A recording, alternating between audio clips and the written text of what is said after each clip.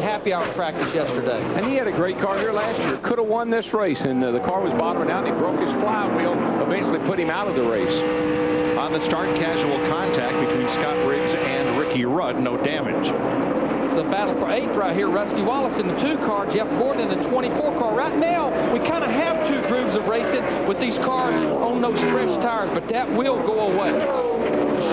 So, Darrell, how important is it to pass them when you can in the first couple laps? Boy, I tell you what, just watching Rusty and Jeff in the Rusty in the 2 and Jeff in the 24, they went into turn 1 side by side, and you see what happens. It hurt both of them. Backed them up about 8 car lengths from the field in front, and the car in front of them, the number 50 of Derek Cope. As you look at Darlington from above, and Junior looks for second place and gets it. He's really happy. Junior is really happy with that car. I'm telling you, he was just bragging on it last night. And he had a great run at Rockingham last month. This racetrack, a lot of similar characteristics to Rockingham, where he had a top 5 finish. It does so much for a driver and a team when you can have a weekend like they had in Vegas, and you can come back the next week and win the race. I'm telling you, that puts a lot of wind in your sails right there, buddy. Brian Vickers under Scott Riggs.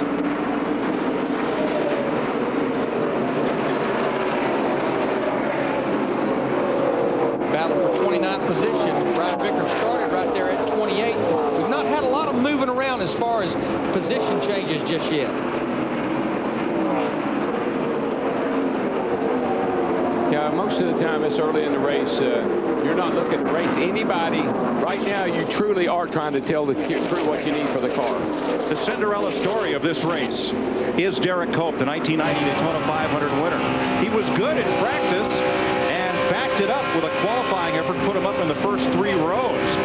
The Arnold development car a couple races ago had redneckjunk.com, a classified ad site for hunting, fishing, and car and pickup truck gear. NASCAR requested they take that sponsor off the hood, and the resulting publicity did great things for the website, which now just calls itself rjunk.com. That car's not junk, though. Derek is giving it a good ride. Yeah, I mean, he's back in that qualifying run up. He has a lot of pressure right now from Rusty Wallace in the 2 and Jeff Gordon in the 24, but he's still sitting there solidly in the top 10. I think that's what everybody was wondering. Can they back that qualifying run up here today on race day?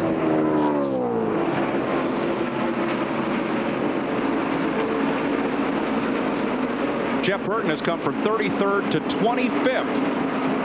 One of the cars on the move. Yeah, he had a great run yesterday as well, you know, in the Busch race, finished 2nd. So Roush cars traditionally run good here. Jeff, what you got, buddy? One of the things right now, Darrell, is watching again, Jeff Burton. Remember, you talked about him a minute ago. He ran that Busch race along with Robbie Gordon in less than 6 laps. So these guys have gained a ton of positions from 33rd up to 25th. They're really on the move. And, of course, the real challenge these guys have, they have good race cars, Darrell, but you're back there having to run the car so hard, you're a third of the lap behind the leaders, and you're starting to use your stuff up just trying to fight through this traffic. One of the things that NASCAR is doing, and I think it's a pretty good idea, Michael's in the wall down in turns 3 and 4, and he's going around into the wall. Caution is out. Morgan Shepherd in 89 just barely gets by, and I tell you, these guys have to be wondering, where is it going to stop at? Yeah, ever since September of last year, this is the way his cars look most of the time. Caution out beginning lap 9. Here at Darlington, Michael Waltrip gets caught up, and it looks like the car, I was looking at it and I glanced up to see it, just gets loose going in. He tries to catch up with it. Not enough room here to chase a car up the hill. Gets clipped in the left front, turns it back into the outside wall.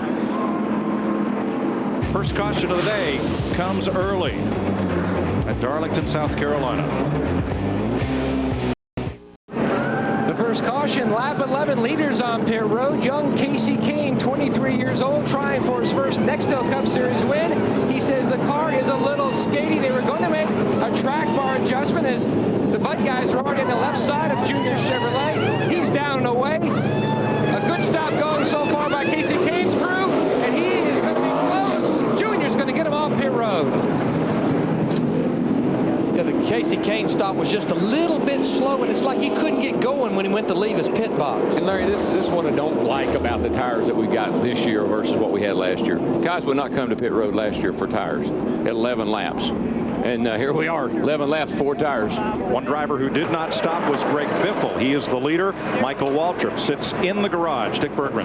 Well, Michael Waltrip has had a very, very tough weekend. He has crashed practice, he crashed in qualifying, and now again in the race. What just happened to you, Michael? We cut a left rear tire getting then into 3. As soon as I let off, it started vibrating and lost control of the Napa Auto Parts Chevy. It's been a terrible year, Dick. I'd like to take a second and thank Napa, Claustrom Furniture, Oreo Cookies, Best Western, Domino's, all of our sponsors, because y'all haven't got to talk about me any, and that's been very disappointing. Domino's is wanting to give $5 away for us to everybody if we just finish in the top 10.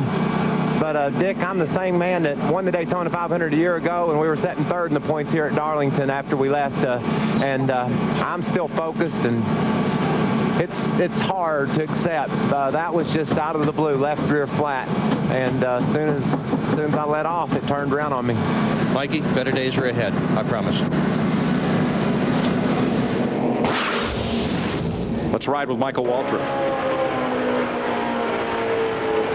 Just like you said, you see the back step out, nowhere to go, not enough room here to save one. And I think it was Morgan Shepherd that plowed into him. I don't think it hurt Morgan's car that much, but yeah, Mikey's having a bad go of it right now, but it can turn around and go the other way just as easy. 38th at Daytona, 33rd at Rockingham, 37th at Las Vegas, 23rd at Atlanta, his best finish of the season. Steve Burns, Greg Biffle did not pit. Yeah, let's wrap this all up, Mike. Just before the race, crew chief Doug Richard told his crew, his over-the-wall guys, do not take your helmets off today. You never know when something's going to happen. We have to be ready for anything. Well, when the caution came out, they decided, they being Greg and Doug, not to pit because of an upcoming caution. But when everybody else came to pit road, Doug Richard said, uh-oh, we're in trouble. Yeah, I mean, and those competitors, they only had 10 laps on their tires, as Greg Biffle does. There was other cars that stayed out, Todd Bodine, Joe Ruttman, Kirk Shelmerdine, and Kyle Petty, but now they've come to pit road, so pretty much Dale Earnhardt Jr. with fresh tires will be right behind Greg Biffle in the 16 car. And let's watch Casey Kane's pit stop. Remember, he has that very last pit box as you leave pit road, but he comes to his box, to the attention of his crew. It's going to be 4 tires.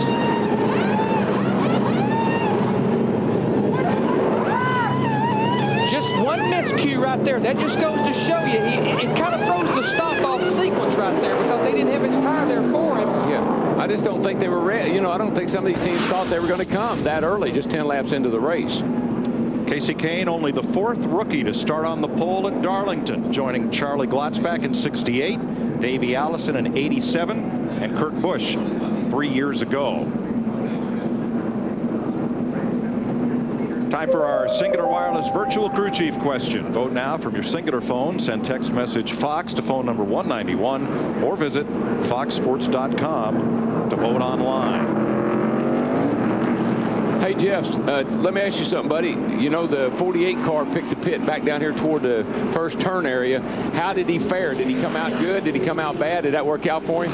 It was about a trade-off right now, Darrell. On this first round of pit stops, he came in running 10th. Todd Bodine is still on the racetrack along with Greg Biffle, and he's wound up being right now 13th. So about a trade-off right there. I don't believe he lost anything. He definitely didn't gain any.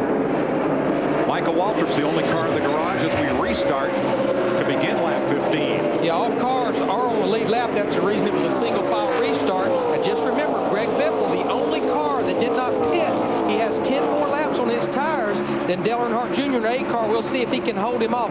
Darrell, I think several cars are going to get by him, but hopefully he'll find a place somewhere there in the top 10 to fall in line. I believe if he can hold enough of them off here for a few laps, let the new wear off of the guys that stopped tires, he'll balance out here in the top 7 or 8, I believe. Dale Earnhardt Jr. in the 8 car, he'll get his 5 bonus points for leading, and there you see the battle for second place between Casey Kane in the 9 and Greg Biffle in the 16. Casey Kane will prevail.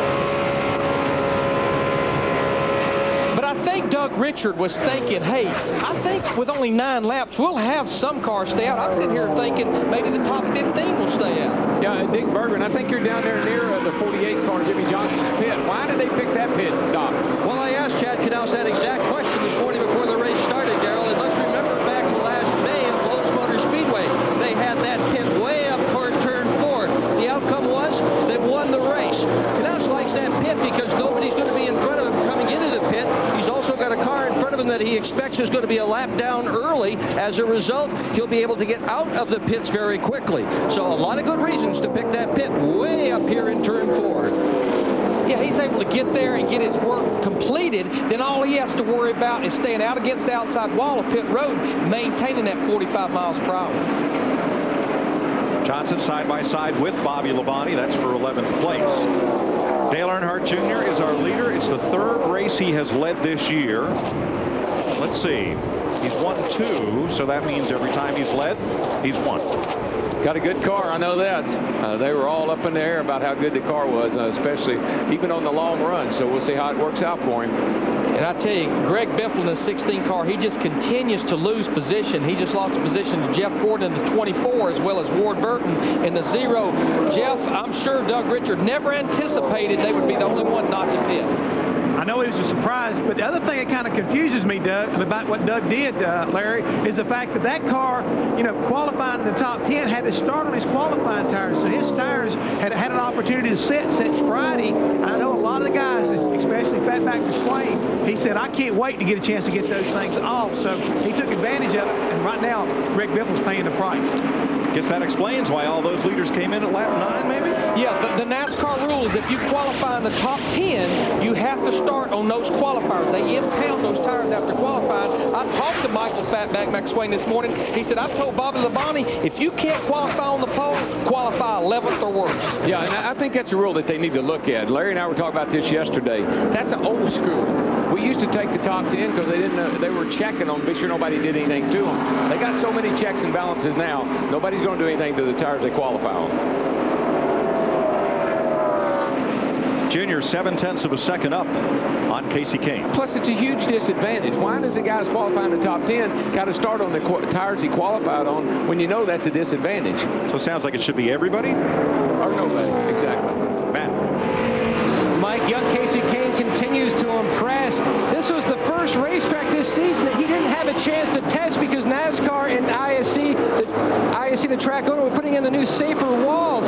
So he had to rely more on his Busch experience here, and he won the pole. The car, a little skatey. Tommy Baldwin of Scrooge said it should take about 10 to 12 laps for it to settle in. Remember the egg from Rockingham, Vegas, and Atlanta. Also, one other thing to keep in mind, NASCAR was talking about a competition yellow about lap 40, so if your car is not right, we'll adjust it again. Well, Matt, I guarantee you Greg Biffle is looking for lap 40 right now. He can't wait for that competition caution to come out where he can get those tires off of his car.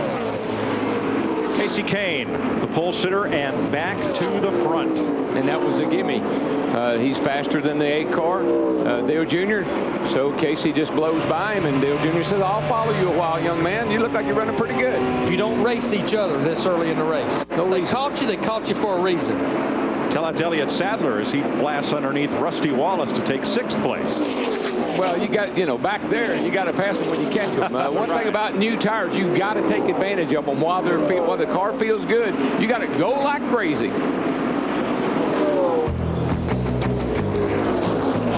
23 laps in to the Carolina Dodge Dealers 400. Casey Kane over Dale Earnhardt Jr. and Kurt Busch as Joe Rutland goes to the garage.